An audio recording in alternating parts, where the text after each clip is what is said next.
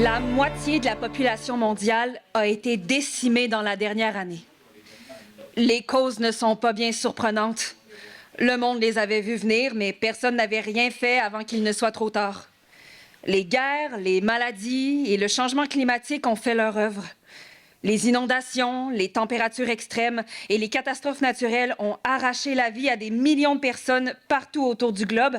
Et pourtant, me voilà dehors à moins 43 degrés, en route pour une entrevue dans un restaurant 5 étoiles qui embauche comme si de rien n'était. La moitié du monde est morte et pourtant, je cherche un emploi. Comme si travailler pouvait nous sauver. Je crois que nous essayons tous de vivre une vie normale avant d'y passer aussi. Parfois, j'aimerais être riche. Pouvoir me payer une place à bord du vaisseau SpaceX. Le vaisseau qui sauvera une poignée de politiciens et leurs familles parce qu'ils en ont les moyens. J'arrive devant la porte du restaurant. C'est chic. Trop chic. Le froid s'accroche encore à mes joues quand je pousse la porte. À l'intérieur, il fait chaud. Ici, la fin du monde est tenue à distance par des vitres épaisses, des nappes blanches et des lumières tamisées. Un serveur prend mon manteau et un homme, le gérant, vient à ma rencontre. « Bonjour, bienvenue. Je suis Gustave. Vous devez être Anya? » Je confirme.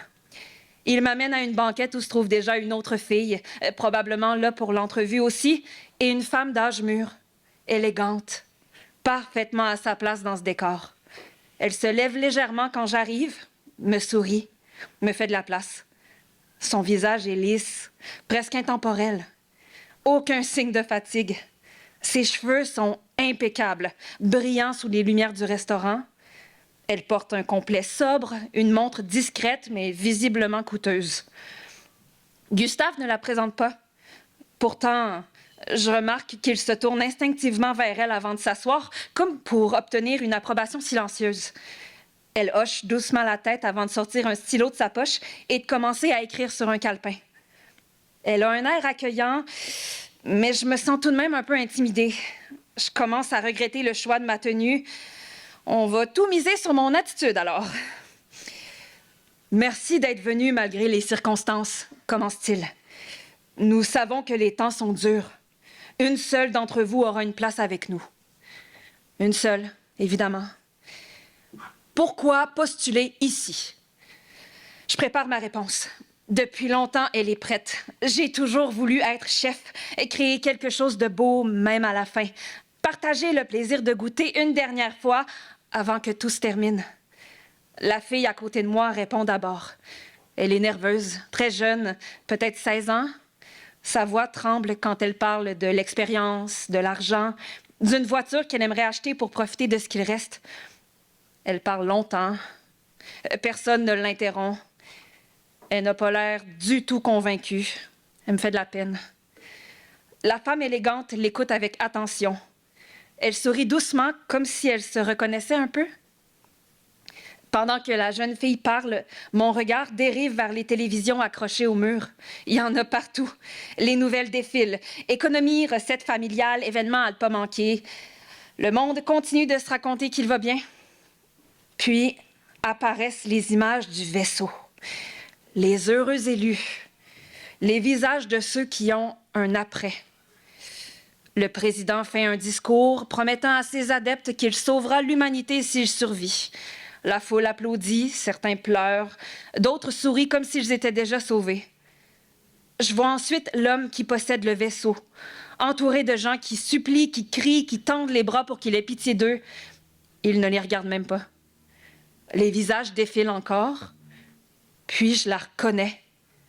La femme assise devant moi, même regard, même sourire calme, son nom et son visage sont projetés sur chaque télévision de la salle à manger. Propriétaire du restaurant, sélectionné pour monter à bord du vaisseau, pour survivre. Mon cœur se serre, je détourne les yeux vers elle. Elle me regarde déjà, elle sait. Son expression ne change pas. Elle semble presque désolée, comme si elle regrettait que je l'ai appris ainsi. Gustave termine avec la jeune fille et se tourne vers moi. « Et vous, Anya? » Avant que je puisse répondre, la femme pose doucement sa main sur la table et commence son discours. Sa voix est douce, sincère. « Je comprends ce que tu dois penser de moi, » poursuit-elle en me regardant droit dans les yeux. « Mais ma survie garantira l'avenir de la gastronomie. Là-bas, nous aurons besoin de gens qui savent créer, qui savent nourrir autrement que par nécessité. Je ne suis pas un monstre. » Mes oreilles se bouchent, la colère monte. Je réalise que plus rien n'a d'importance, que je fais tout ça pour satisfaire une personne qui en a rien à faire de moi, qui va me laisser mourir ici. Tout se bouscule dans ma tête, tout est flou. Je veux plus rien entendre. Je me lève avant qu'elle termine sa phrase. Je prends pas mon manteau. Je traverse les portes qui me coupaient du reste du monde, de la réalité. La chaleur du restaurant reste derrière moi. Dehors, le froid me mord la peau, mais je ne fais pas demi-tour. De toute façon, il n'y a plus rien à traverser.